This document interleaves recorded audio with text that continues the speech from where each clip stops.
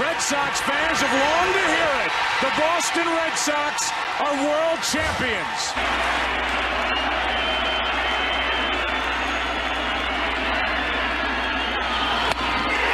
Game over, series over, and the Red Sox are world champs again. And so are these fans.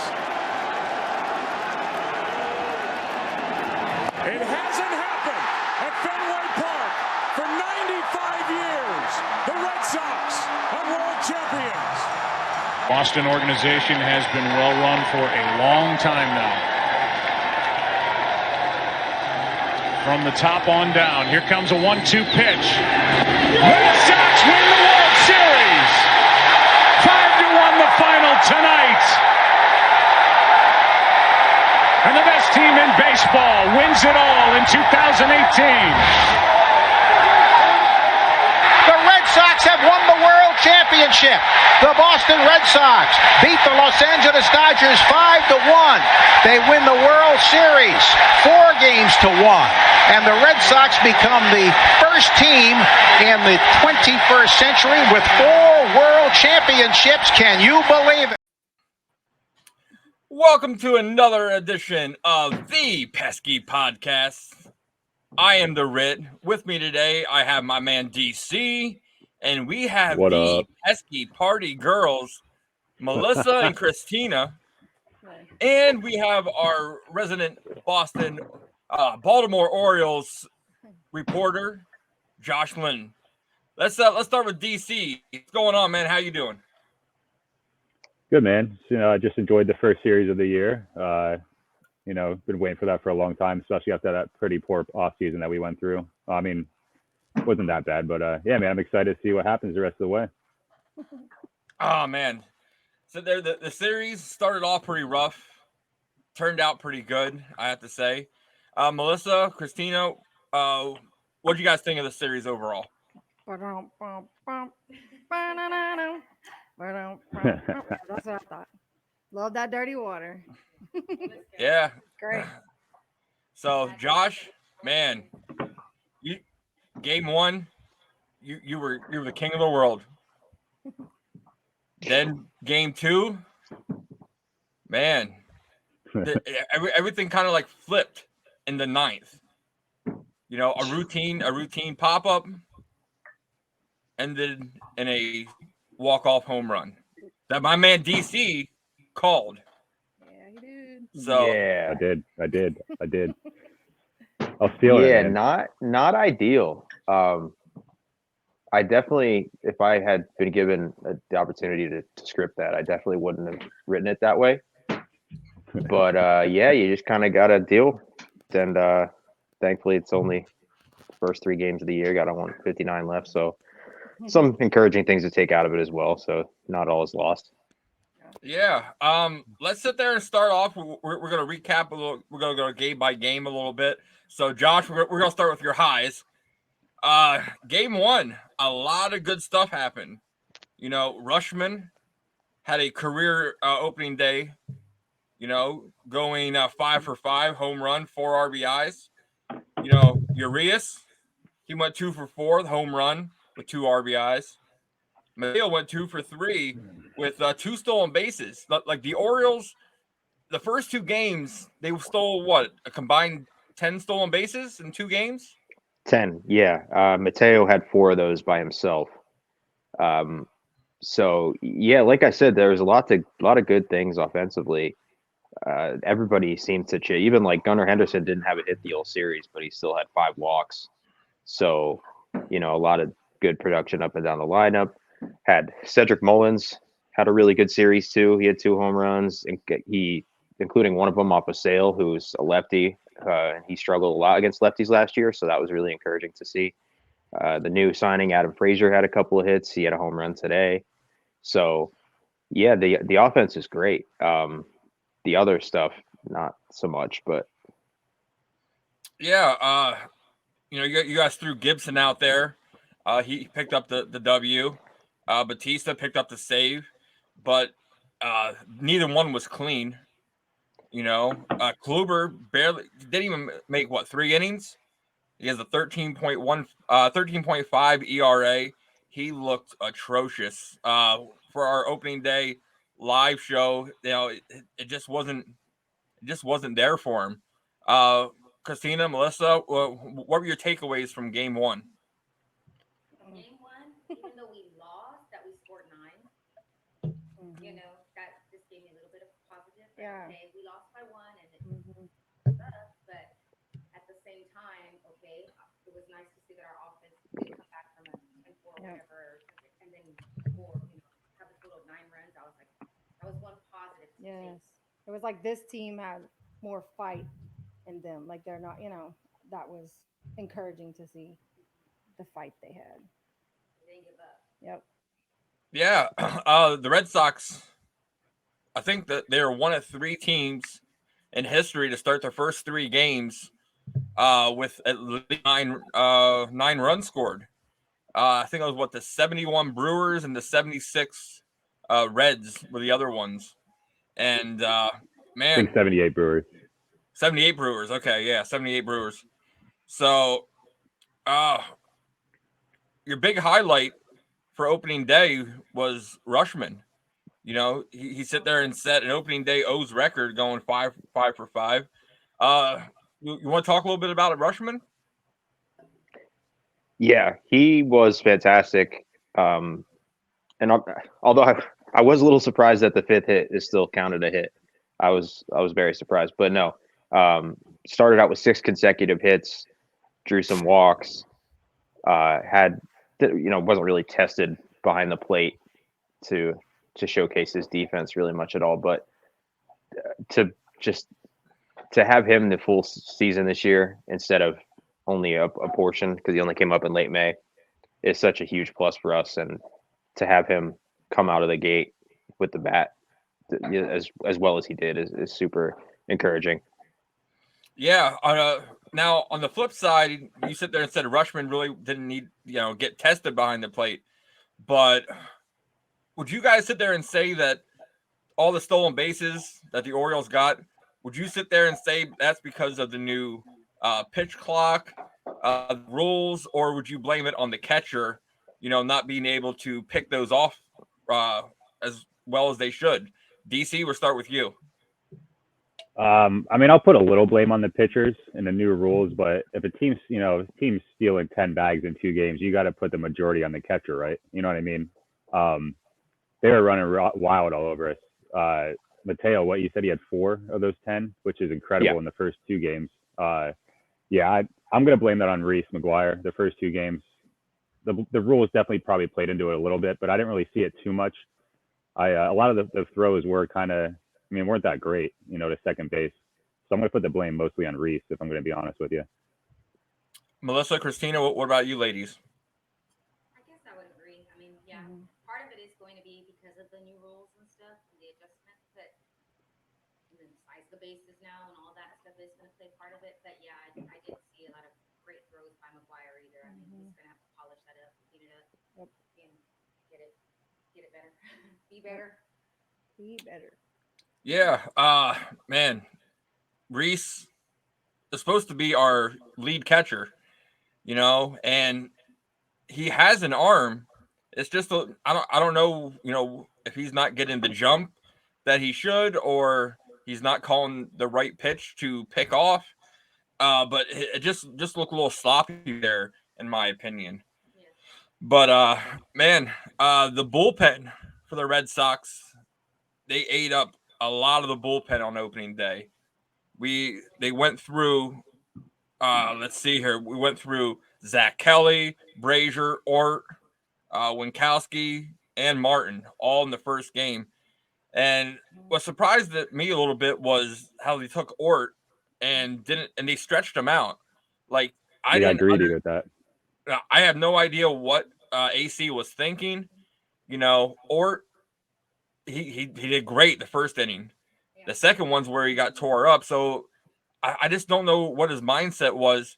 Do you guys sit there and blame most of this on bad managing through AC? Melissa, what about you?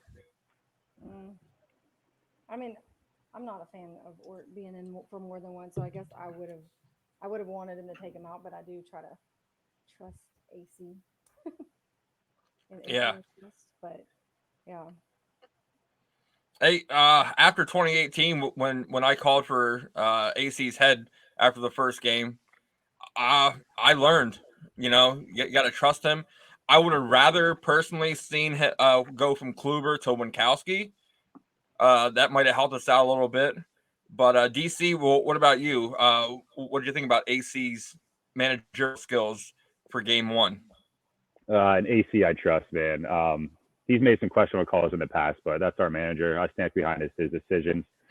Same with, I go the same with you. I'd rather see Winkowski there right after Kluber. But I mean, nobody had their stuff. So I mean, anybody put out there, they're either going to walk two guys and give up a hit, or vice versa. So I mean, yeah, he has to make those calls, but those players have to go out there and perform. He's not the one that's going to be doing that on the field. So I'm not going to put that too much on him. It's one game. Like I said, he has made questionable decisions in the past, but I'm all in on AC. Yeah. Like I said, I just trust the guy now. No matter it's the first game of the season. You can't really complain. We still had 161, and he made some better calls throughout the series. Josh, well, what were some good takeaways from Game 1 overall? Well, what did you see that you really liked, and what did you see that was a little improvement needed for the Orioles? So I touched on the offense. I think that's the main positive takeaway.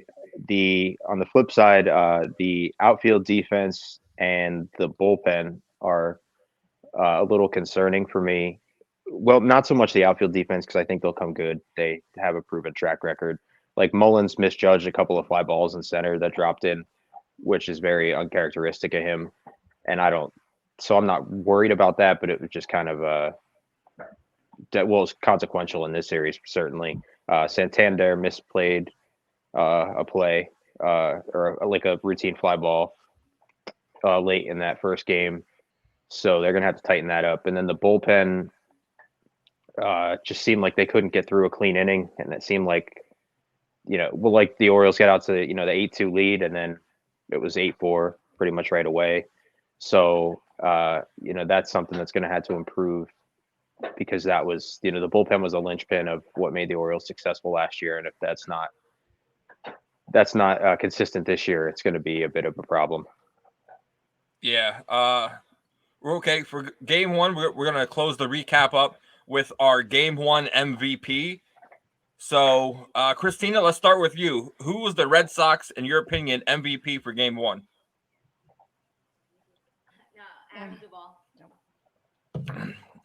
Duvall. Okay. Yep. Melissa, what about you? Duvall. Okay. Right, DC, Game 1, MVP. Give me for Game 1, I'm going to go Justin Turner. He had 2 hits. He had a walk, 2 runs, an RBI. He did it all the way around, and that's his first game with the Red Sox. So it's great to see him come in and have a good performance like that. Josh Linn, what about you for Baltimore?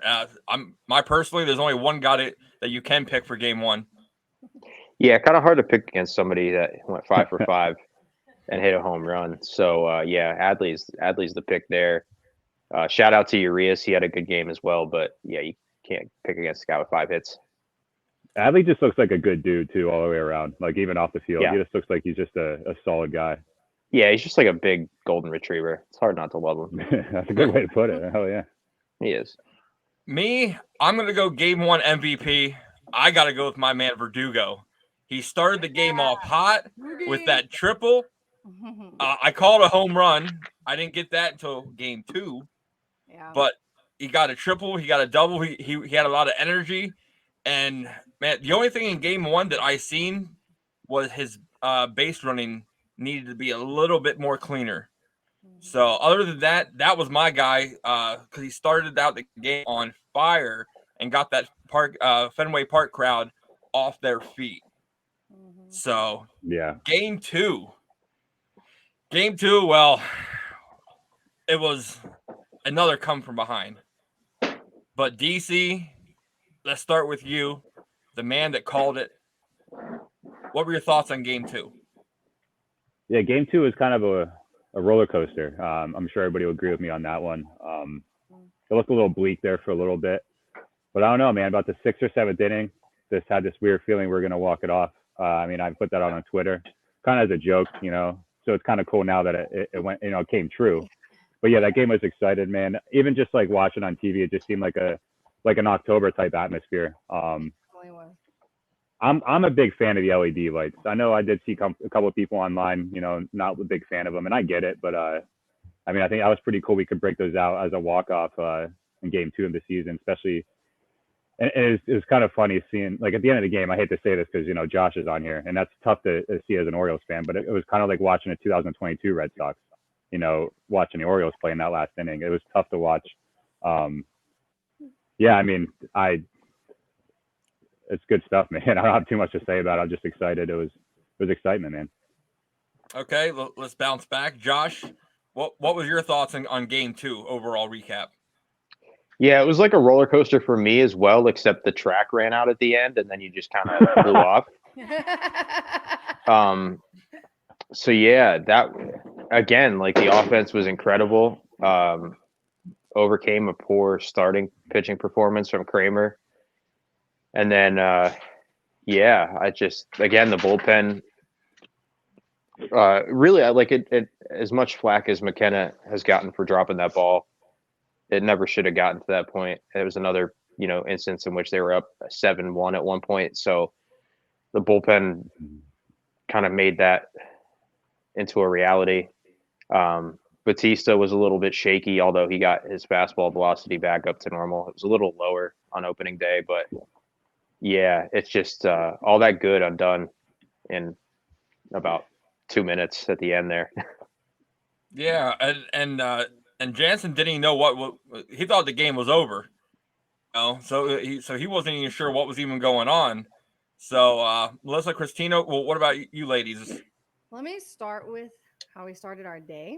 We were trying to figure out what we were going to wear because we would kind of coordinate our outfits at times. And we were both like, what jersey should we wear? What jersey? And so I'm in my head thinking we should wear a Kike because he hasn't done anything. Maybe it'll like make him do something. And so she says right after it's in my head, but I was just waking up, so I wasn't ready to speak. And so she's like, I think you should wear our Kike jerseys because maybe he'll do something. Maybe he'll hit. And yeah. And it worked. Well, thank you. I appreciate it. He thanks you, I'm sure, too. Yeah. Yeah. It was good. It was just seeing it was crazy because when we were down 7-1, yes, I was upset. I was sad. I don't know, this year, there's just something about this lineup that in my mind, I feel like we're never too far behind. Like even the 7-1, I was like, okay, all I need is for Carita to get on, Turner to do something, get Yoshi, like the way this lineup is going, I'm like, it'll start going, hitting is contagious. And so once they started just chipping away and getting a little bit here and there, I was like, we're in this. This is gonna work. We're gonna come back. Yep. Like, we're gonna get this. And so of course we're taking shots for every home run. So Yeah. we're feeling good. Yeah. Every home. Yeah. So we're like, oh, another home run. Shot. So yeah, bet. Man, I haven't ripped a good shot in a while. Yeah. Yeah, right. Yeah. It's been a minute. Man, I seen Jared Carrabba's tweet yesterday, and I guess the everybody at Fenway didn't catch up yet because every time that Massa was up, they were still chanting Yoshi. So Yeah. maybe Jared, could fork out a couple bucks to put on the old jumbotron that tweet. So all Fenway there and know that Yoshida likes to be called Massa. But today I noticed they weren't saying it again. Like I didn't hear it. I tried to hear it. I didn't hear it. Yeah. So, but no, yesterday's game was amazing. Kike started the comeback, and it just kept going. Verdugo's started the season, first home run for the Red Sox, and it just kept going. Kike, Can I just say something real quick? Yeah. I want to be the first one to say I'm not worried about Chris Sale. I'm not Yeah, no, not either. I'm Not worried. But I still think, as much as people were upset about him not starting opening day, that's why. Because Yeah, he shouldn't have started. a very emotional guy, and if the start he had yesterday would have been the start he had on opening day, it would have knocked his confidence out. Because even though people say it's just a 2-day difference, it's a different atmosphere opening day. Opening day is like a national holiday in baseball. Every team's playing. All eyes are on everybody. It would have been so hyped up. And if he would have done that bad, I think he would have taken it. I mean, he would have bounced back, but his confidence, he would have been more emotional. I really think that Eddie Kluber and now him, we're going to be okay. He's going to be, but I still think it was the right choice. But Kluber first and then Sale. I just think I think AC knew what he was doing now. I really, really do. Chris Sale admitted that was probably his worst start in his career, and I believe it. But just like I tweeted out that, hey, at least he didn't get hurt. Yeah. You know, so 7 earned runs, 2 walks, 6 strikeouts, gave up 3 home runs. Man, I called it 6 strikeouts too. I can't remember what I sat there and tweeted out. I think you said 8. Guys, you said 8 because I realized I signed into the Pesky Podcast and responded to the Bastards tweet asking how many, and I posted 6, and I'm like, God damn it! Like, how the hell did I get in a Pesky Podcast Twitter account? Dude, every time, bro. Josh, what were you thinking after 3 innings? You know, with Sale giving up those 7. Oh, I was feeling myself. I'm not gonna lie. I think I tweeted like the Orioles are an offensive juggernaut, and this is just something we have to live with. Yeah, like it was great. You had Mountcastle and Hayes went deep. You had, just I'm a big proponent of this Orioles offense. I thought it was going to get better just as a result of all the young hitters getting younger, and it was, coming to fruition, and that everything was firing. And but then, once the bullpen came in and Sale got kicked out, they kind of limited our production. I don't think they scored a run the last 5 innings. So, but I think we scored 23 runs or 20, something like that this series. So yeah, nothing bad to say about the offense. Yeah, there was, I think, close to 50 hits between the first 2 games combined with the Orioles and the Red Sox, and that was just amazing. After Sale gave up 7 runs, Zach Kelly came in and gave up 1, and then after that, it was lights out from the bullpen. They brought in Winkowski for 2, Schreiber for 3 1, total hits. Martin for 1, and then Kenley came in and closed the door, and he looked really good. His cutter, man, the increase in speed and velocity that he has on that, it was hitting like 97. Last year, I think it was hitting like anywhere from 92 to 94, which is good to see, especially actually, no, it was pretty nice yesterday, wasn't it? Yeah. Maybe with it being a little warmer, maybe that's why. Yeah, I think yesterday was the nicest, a little more loose of the 3-game series. The bullpen only gave up 2 walks, and they just, that was what I was expecting coming from the bullpen game 1, and we got it in game 2. Winkowski's the one that got the 2 innings instead of Ort. And what do you guys think of the bullpen, Melissa? I was definitely more pleased than the day before. I mean, we definitely was better. I mean, just all around this next game was gave me more hope. I mean, I already had a little bit of hope, but even more. What about you, Christina? The same. I just thought they were great. I mean, the not great, but like, how do I say? But the bullpen did what they needed to do. Yeah. They came through when we needed them to come through. A lot better outing than from game 1. And they helped keep us in it. Once our guys started scoring, they knew that. Once they saw that our guys started scoring, they knew that, okay, we need to keep it. Still winnable, and they did. Yep. This is the game. Oh yeah. Yeah, Josh, game 2, you guys started eating up your bullpen really quick. So, what were your thoughts once they pulled Kramer? Yeah, hey, Kramer started out so good too. It was really encouraging in the first 2 innings, and then his pitch count kind of got out of hand, and then they kind of started getting to him. But our long relievers, I've been a little disappointed in as well. Like Aiken in the first game, and then Austin both came in the second game, gave up a run.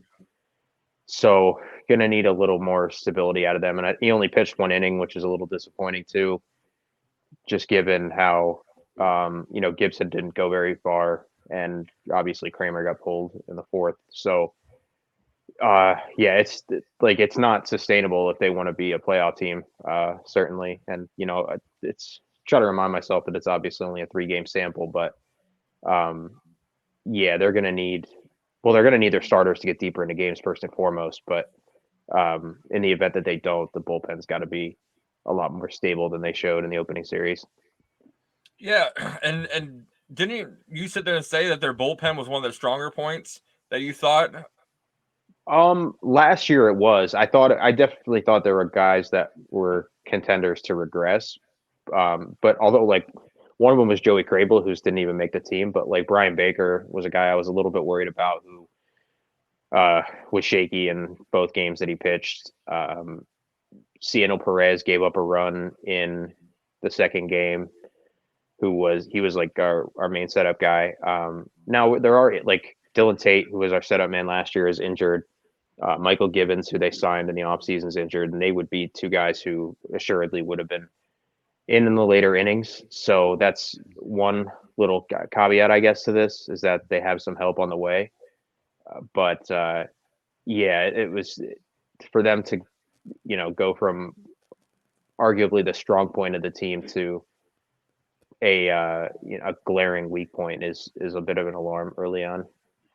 Yeah, looking at Baltimore's lineup and how they're all young and they're hungry and they've got that offense going. The bullpen, once it's fully healthy, could be a real problem.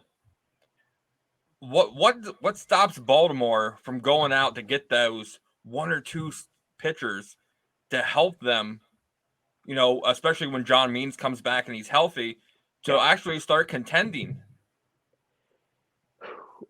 Theoretically, there should be nothing stopping them because they have all the payroll flexibility in the world, and they have the best farm system in the league. So, they're theoretically they should be able to trade for, even a top tier starting pitcher. They should have no problem being able to put a package like that together. So I think it's just a matter of them getting into July and being in a position to do that. I am worried about ownership and whether they would allow an increase in payroll mid-season like that. So that's another issue that could present itself. But if they're in contention, they are, you would think they'd be set up perfectly to make multiple moves if, they feel the need.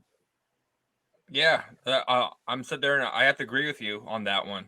So, DC, what was one of your high points from? I'm pretty sure the whole Red Sox fans here are going to sit there and be on the same page. The high point for Game 2. I mean, obviously the high point is Adam Duvall just destroying the ball, and obviously the walk-off home run. I mean, I'm going to go off a little bit, out of the box here, because obviously that's an obvious pick. I think it's awesome to see Rafi Devers coming out going 3 for 5 in Game 2.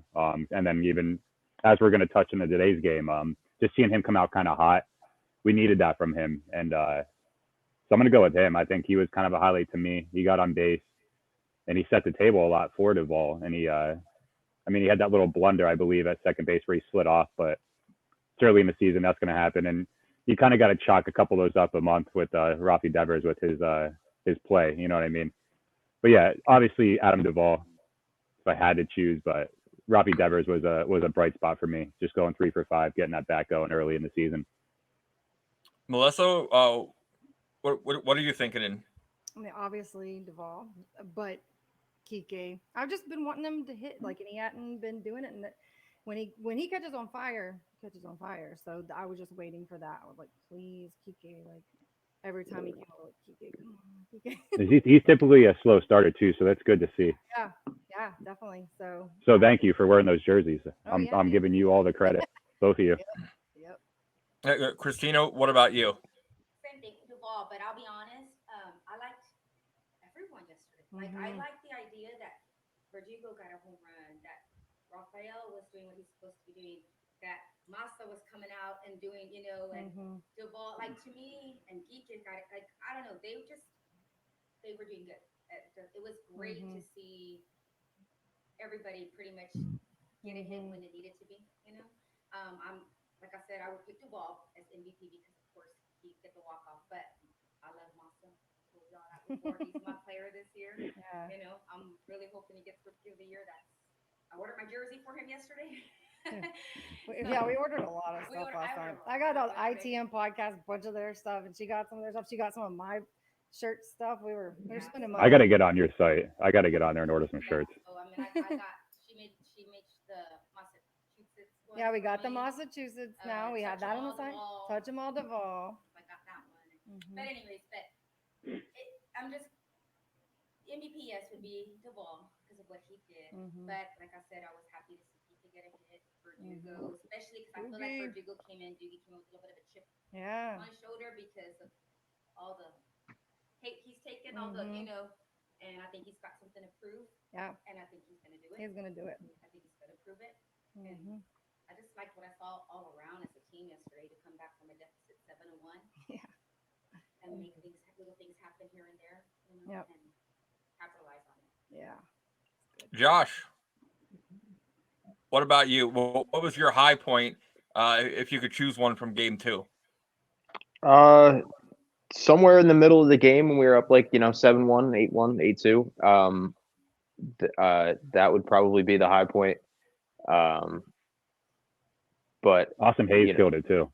Yeah, he was 5 for 5 with a homer.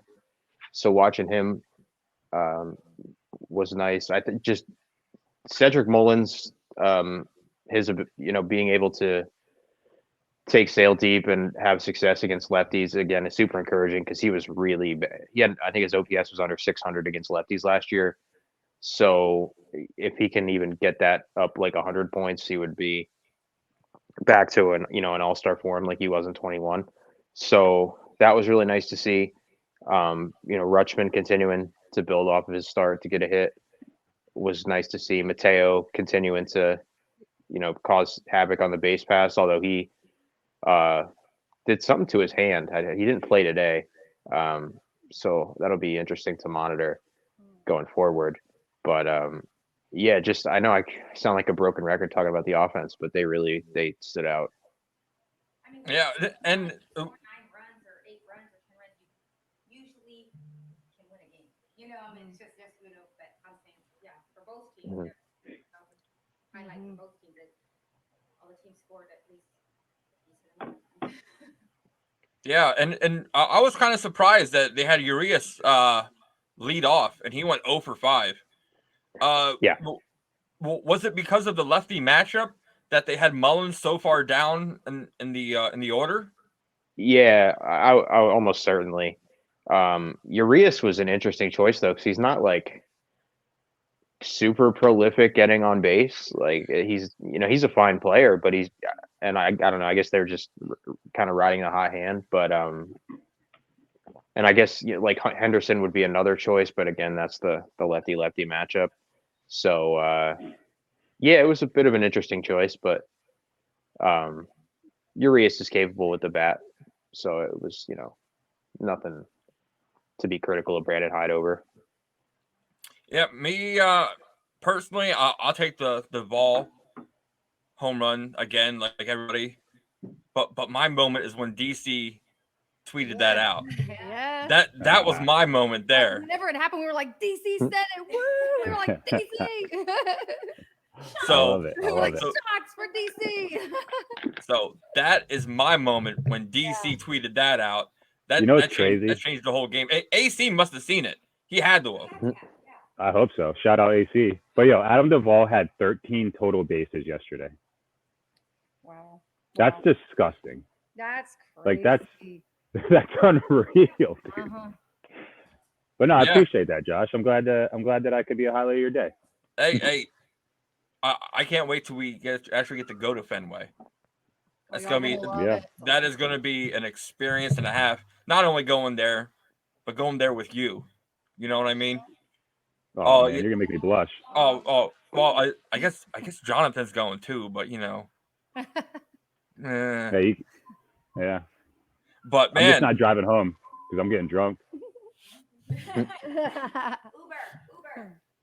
Uber. Hey, They get Uber there. okay. We're gonna Uber, but it's gonna be on Christina's dime. Boston to That'll be PA. expensive Uber from Boston 6 to hours PA. away. I have no idea what the bill is, but we're gonna send it your way. So At that point, might as well get a party bus. Probably be the same price though if you think about it for an Uber that far. Party bus, maybe we'll come up there and ride the party bus with y'all. Pesky Party Bus. What? Hey, it's gonna happen. We could sit there and do a live podcast on the way up. Yeah. Oh man. Yep.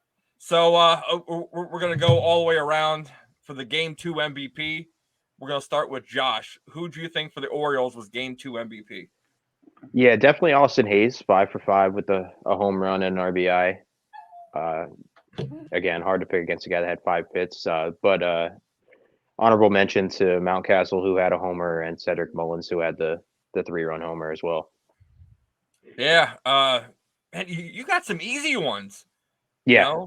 Rushman 5 easy. for 5. Man, Hayes 5 for 5. Well, then again, Game 2, I think we all got an easy one ourselves over here. Yeah. So let's start with DC. Game 2 MVP. Oh man, I'm gonna go with Adam Duvall.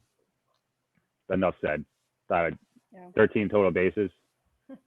Walk-off home run. Didn't leave anybody left on base in any of his at-bats.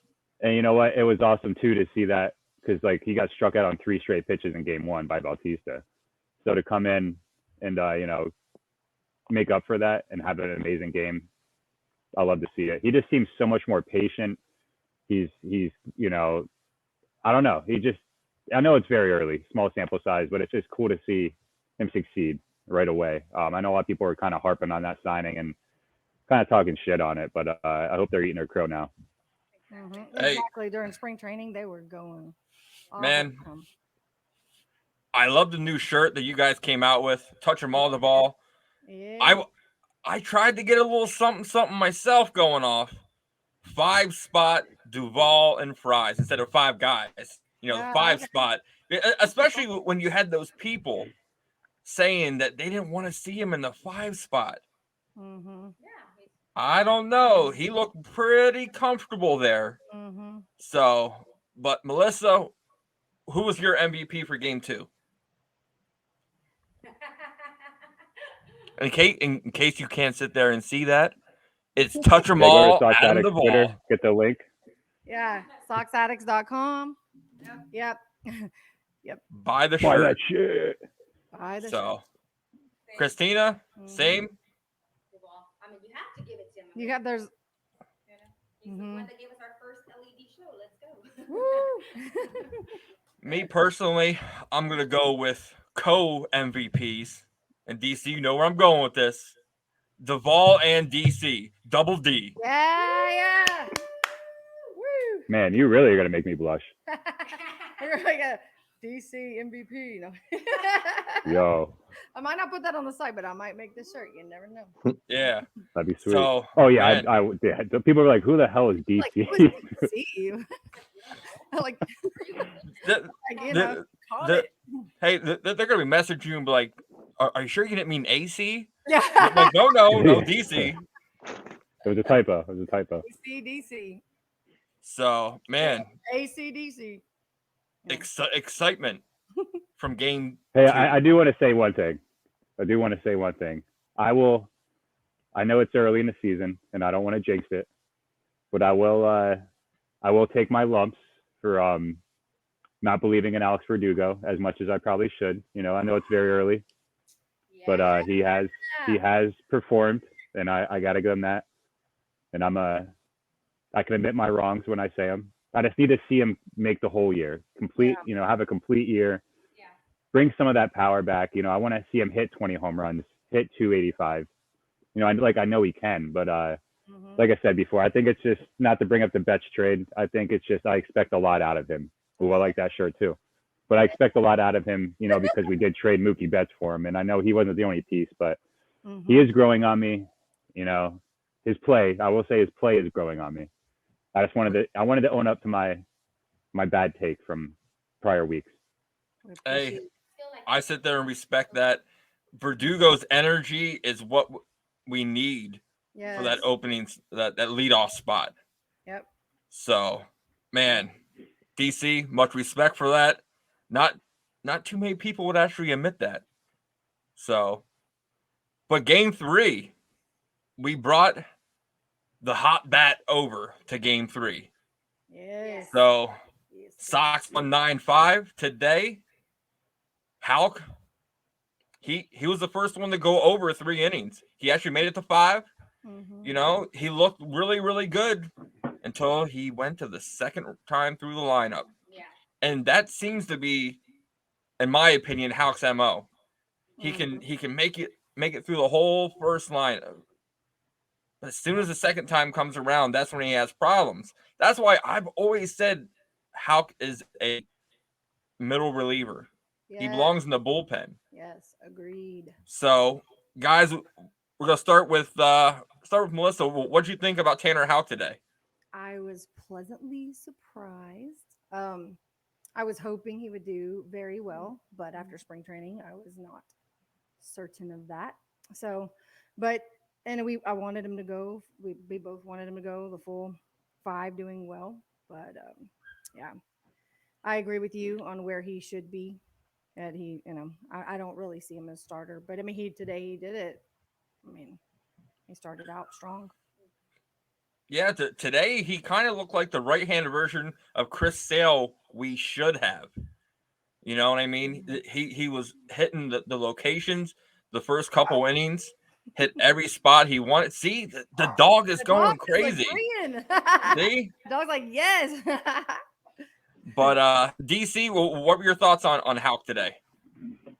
Yeah, I was pleasantly surprised. I mean, maybe not as surprised as I'm putting off to. I mean, he's a good pitcher, but I agree. I think I said earlier, when we first started doing this podcast, I like him in more of like him and Whitlock. I like them more in like an Andrew Miller type role. 1 to 2 innings, maybe 3 if you need them, but you put him in those tough situations where you need an out or you need a string of outs going through the heart of the order. What I did like to see was he only had 1 walk today. And that's the big thing with me is his command. To see him only walk 1 guy in 5 innings, it's just, and going back to the whole point of me wanting him in the bullpen, I know last show I did say that, if he does come out, I could see him doing, if he does well, I could see him taking a spot in the rotation. But he hasn't gone more than 6 innings or more since 2020 when he first came up in September. And I think he's reached 5 1/3 innings in the last 2 or so seasons. And I mean, I know he did spend a lot of time in the bullpen bouncing back and forth, but I don't think he can stretch himself out that much. Like Josh said, you get through halfway, the second way through the order, they're making adjustments on you. And that's kind of where he starts losing command. I know he didn't really do today, but he did leave some pitches out there. Mm-hmm. But yeah, I mean, overall, I was happy with it. We got the win. That's all you can really ask for from him, to eat those 5 innings. And at this day and age, with the starters going only so much, 5 innings is kind of a lot. If you think about it, you don't see guys going 7, 8 innings a lot unless you're a top dog, like a Gosman or, a Scherzer or something like that. But yeah, overall, very happy. I think ultimately he does end up in the bullpen. But like I said before, if he does well, I wouldn't be surprised if he does stay in the rotation and AC keeps him there. But yeah, overall, I know I got a little sidetracked there. I apologize. But yeah, overall, very happy. Mm-hmm. Yeah. Okay. We're going to go with the opposite side. What were your thoughts of seeing Irvin today? Yeah. Less than stellar. I will say he did have a little bit of bad luck with some balls that found holes, but on the other side of that token, he also gave up some, really hard hit balls, like the home run to Hernandez, obviously. And I was a little worried about him starting today just because of his home road splits last year. He was a 5.26 ERA on the road and had a bit of a home run problem. So I was a little bit worried. And then just with how little Kramer and Gibson started the days prior, I was hoping he would give a little bit more length to give the bullpen a reprieve. But wasn't to be. But yeah, I think he'll be scheduled to pitch next against the Yankees at home. So hopefully that works out a little bit better for him. Yeah, pleasantly, you can't complain. He went 4 innings, so it wasn't as much bullpen help needed. You had Baker, you had Aiken, you had Bauman coming in. Aiken only pitched a third of an inning, but man, like it just seemed like you guys just keep having defensive problems throughout the series. Yeah, then the play, I think it was in the first inning with Henderson and Vavra getting mixed up in the outfield, which Vavra is a primary second baseman, and Henderson really doesn't play shortstop that much. He usually plays third base, so I don't know how much that lack of familiarity caused that issue, but yeah, it's very uncharacteristic mistakes from the outfield defense has been. It's a little alarming, but I know that it's very unlikely to continue throughout the season. And then it was just again with the bullpen, it seemed like anytime the Orioles kind of got back in the game, they couldn't hold down the fort. Like there was no real shutdown inning. Like we tied the game 3-3 and then immediately gave up more runs. So it's just those two things need to improve as soon as possible. Yeah, a little different lineup today. AC threw out there. Casas hitless. The first 2 games, he lets Turner play first. He let Ref Snyder lead off. So it really wasn't too much different, but the lineup was the bats were still hot coming off of game 2, carried over to game 3. So, Melissa, what were your thoughts on the lineup this time, for game 3 compared to game 1 and 2? It obviously worked. So, I didn't know, but Casas hadn't done anything, so I kind of understood that. I was kind of frustrated with Arroyo a couple of times with some of his plays defensively, but besides that, I mean, he knows what he's doing. AC, in my opinion. Yeah, Arroyo's kind of been quiet this whole series, so I'm kind of disappointed a little bit, but he was looking good in spring training. There was talks of some people were like, oh, maybe he could possibly lead off. Well, personally, I think by the time of end of April, we're gonna have our 2 leadoff, and it's gonna be Verdugo and it's gonna be Kike. Those are the ones that I think is going to be leading off for lefties and righties. DC, what were your thoughts on the lineup change? Yeah, it wasn't too much different. Actually, I didn't mind Ref Snyder at the top of the lineup. He works the count pretty well. He'll get on base, and I was kind of glad with. I mean, I was really glad with the move that AC made with pinch hitting Casas for Arroyo. I don't know. I think I couldn't make any excuses for him, but I wonder if that cleat to the head has kind of got him off a little bit. You know what I mean? Yeah. Taking that the first game. Not to make excuses for him, but he does look a little lost. Even out there on second base, he bobbled a couple of balls trying to turn 2 double plays. But yeah, I like it. I'd like to see Hernandez a little higher. I mean, obviously, I know it's going to flip-flop, like you just said. I agree with you. By the end of April, I think he'll be the other leadoff hitter other than Verdugo. I would like to see him maybe batting ahead of Arroyo, if that's going to be the case, if Arroyo's going to be in there every day. But yeah, overall, I mean, I was happy with the lineup. People are hitting, man. You got Yoshida hitting, Verdugo's hitting. Turner had another hit today. I mean, I got nothing but excitement for this lineup. 9 runs in each game this season. Yeah, man, I'm stoked. And yeah. Like I said, I'm all in on AC, so whatever he puts out there, I mean, it's been working so far offensively, so let's just keep it rolling. Me personally, I kind of like Kike being at 9, because the second time, through the lineup, you kind of got back-to-back, leadoff men with Kike and then Verdugo coming right behind him. So second time through, Kike gets on base, Doogie gets on base. there you got two people on base already for Devers. Then you got No, Turner. I do like that. It's just I'd rather have him get more at bats. I mean, I know he'd only be bumping up a few, up to 7 or 6, but I mean, you lose only a couple of bats, but I just like to see him have the bat in hand a little bit more. But yeah, I mean, I agree that it's a nice thing to do with having two leadoff hitters going back to back from 9 to 1. I mean, yeah, I see both sides of it. I agree with you. I just get a little. Christina, what do you think of today's lineup? Switching up a little bit. It worked. It's good. If this wasn't a switch though, I love that he keeps Yoshida in front of the ball because I feel like Yoshida gets on base a lot. He whether it's a walk, a hit, to me, and then Duvall has proven that he's coming up and hitting. So I like the idea of you can't get runs if you don't have base runners. Sometimes a solo home run's not enough, but when it's a 2-run or a 3-run homer, that's a lot better. But I like where the lineup was today. I totally agree. I think Verdugo's a great leadoff when he is. I don't know if he wasn't today, but when he is, and I think it's going to be the same. Doogie and Geekin flip-flopping in that spot, and I think that's perfect because I think they can set the tone. I think they're both the way they hit, Geekin and Doogie. I think they're both the type that they just always want to do good. They want to prove themselves, and they want to make, they're leaders. They want to go out there, get the hit, get on base, and get it going. Yep. So I agree. AC, I trust. Yeah. Josh, Orioles lineup, it was kind of back to the basics. Mullins lead off. Rushman was second. Santander was third. Mountcastle, then Henderson.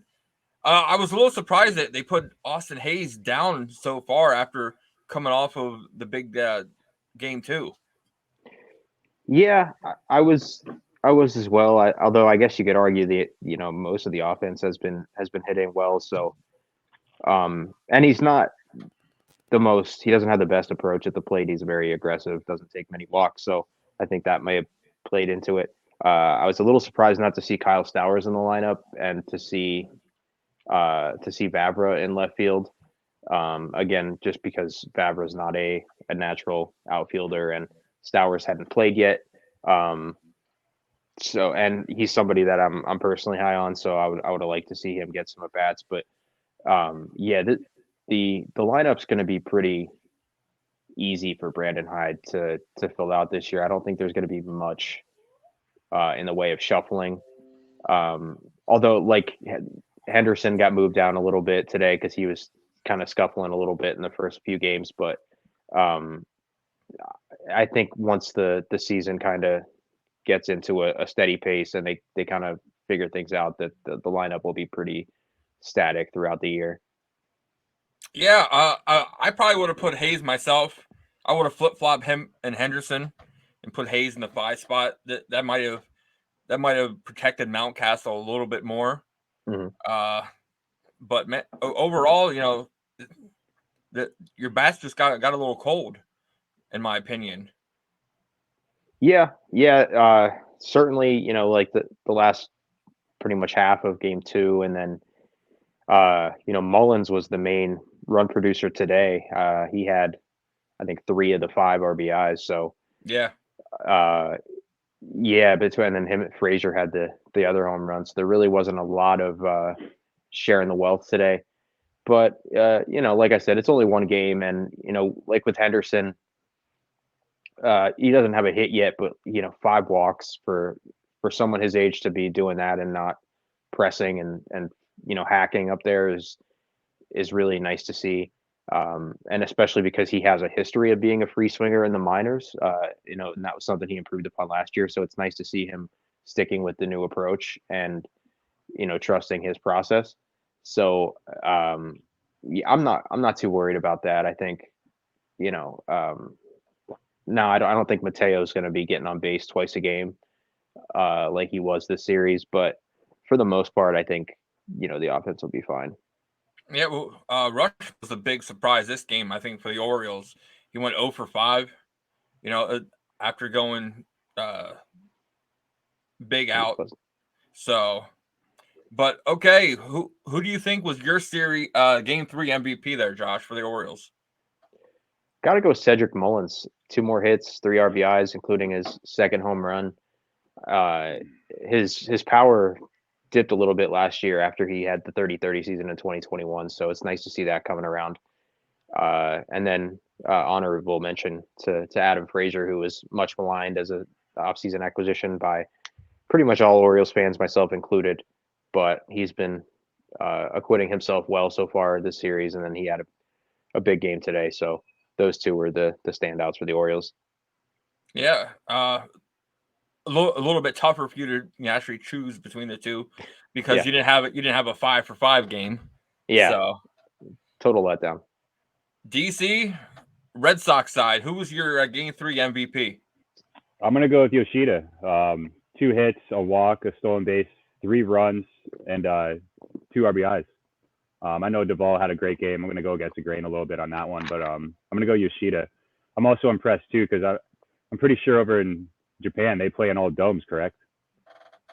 Yeah. So he's not most of them. So he's not used to the cold weather. I mean, it was Real Feel was like 39 degrees today.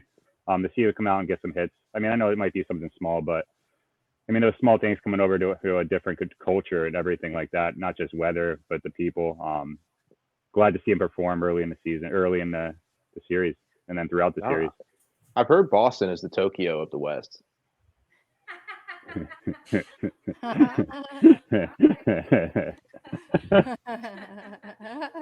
Okay. Melissa, who's your MVP there? I'm just gonna go with Duvall again. I'm really pleased with him, especially since everybody was talking so much crap during spring training about him before he started hitting bombs. No, yeah, he's a beast, man. Love him. Christina? I'm gonna throw a wrench in everybody's thing. I'm gonna go Ort because I could not. Oh, so yes. excited that he got the final 3. He did. We were like, oh I no. was like, and it was against some good batters here. So I was like, oh great. I was like, oh please. I was like, please. why? I want to be able to save that season. I want him to rest for tomorrow. And he proved me wrong. He got the 3 outs. He got the in. So I was like, you know what? You can be my MVP today, buddy. Might be his only time ever. Yeah. I sit there and seen. I was like, man, I like it though. Because Kenley, he was up, and then he sat him down, and then almost as soon as who got that double in the 9th? Josh? Oh, hold on. I think that was when I was taking my dog out. I was a little checked out at the end. I'm not gonna lie. It happens. But as soon as that guy got on base, and then they had Kenley back up, I'm like, oh man, really, really. And then Ort took care of the next 2. I was pleased. So I'm gonna have to follow DC and go Massa. He had a huge game, and he finally got that bat going. So and he actually stole a base. Woo! So yep. So yeah, overall, pleased. I was pleased with the amount of run production that we had. I kind of would like the pitchers now to regroup, settle down a little bit, and because there's no way that we can keep up 9 runs a game. There's no way. So our pitching's got us to start stepping up now. We've got Cutter Crawford going tomorrow. Then Pavetta on Tuesday. I'm guessing we're going to start back with Kluber again for Wednesday. I'll be getting on with the next podcast to talk Pirates with Cody Duncan. So he is on Fox Sports. So I can't wait for that. But man, it's a good, exciting weekend. Yes. Opening day was kind of bad. Me personally, think we would have came back if someone didn't end the live feed by accident. Yeah, that was rough. Gosh. Oh my god, that was terrible. That was so funny. That was completely my fault because I've never actually showed him how to use StreamYard. So, He's like, "Uh-oh." but Yeah, and I think the last time I left, it was after the recording was over, so it didn't even matter. So it's just like, exactly. yeah, So, but man, great weekend we had on the Boston side. Your bats were solid for Baltimore. It's just the amount of errors that they had. yeah, You know. yeah, yeah. And there was enough for me there not to be, completely doom and gloom. Granted, we had to go to Texas and then play the Yankees right after this, so it's not going to be easy. But And Texas is putting up those runs too. yeah, they are. I think they're going to be good. But yeah, it's just really hope this bullpen can get to some form of reliability, at least until Gibbons and Tate can come back, which hopefully is soon. But yeah, they're like I said, if that's the bullpen's not going right, that nothing else really matters. Yeah, so let's pick a series MVP. I'm pretty sure we're all gonna be solid around the board.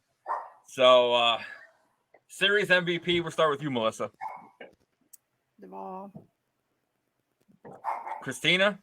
Touch them all, Duvall, baby. DC? Adam Duvall.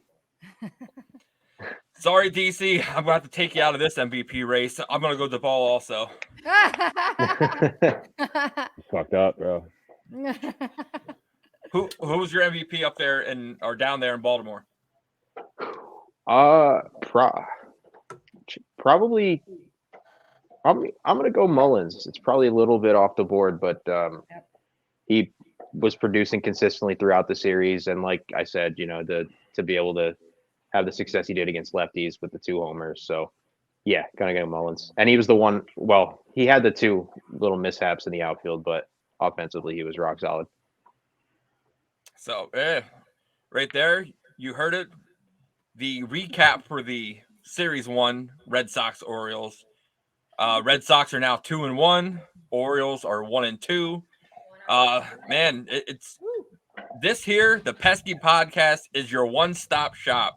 If you want to sit there and find out what the other team has to offer, that's where you come. You come to the Pesky Podcast.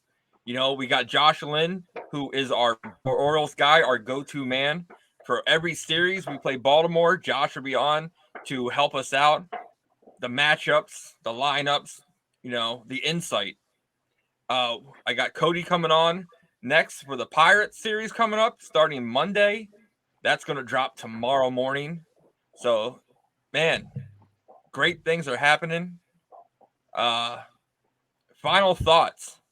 DC, let's start with you. Yeah, obviously very happy with the results from this weekend. Would have liked to, finish that comeback in game 1, but I don't want to be too greedy. I mean, if this was last year, we could be going into this next series with Pirates, so 0-3. So it's good to see the fight in this team. Something I didn't really see last year, to be honest with you. Yeah, just excited. I know Chris Sale had a rough start, like I said earlier in the show. I'm not too worried about him. This is his first time breaking camp with the Red Sox out of spring training in how many years? He'll be fine. Yeah, so just really excited. Duvall is a monster. Yoshida's fitting right in. And same with Turner. So looking forward to see what happens the rest of the way, and really hoping for success.